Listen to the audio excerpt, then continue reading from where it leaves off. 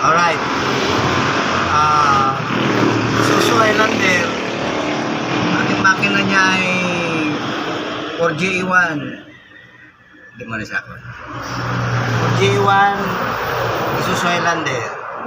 Bali, change oil, tsaka tune up na rin kasi matagal na ito. Mula nang nakuha ito ni Bossing Jomar, wala pang tune up ito eh.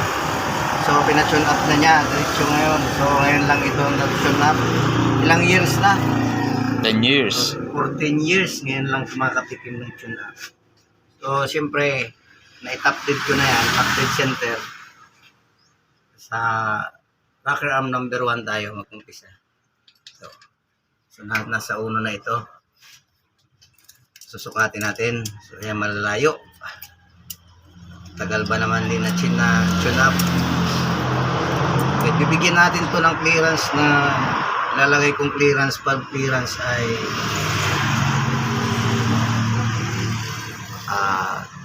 0.25 mm, sa inches 0.010. Dalawa yan, inches at saka mm, pares lang yan. So ang firing order nito is 1342, running mate ng 1, 4, 2,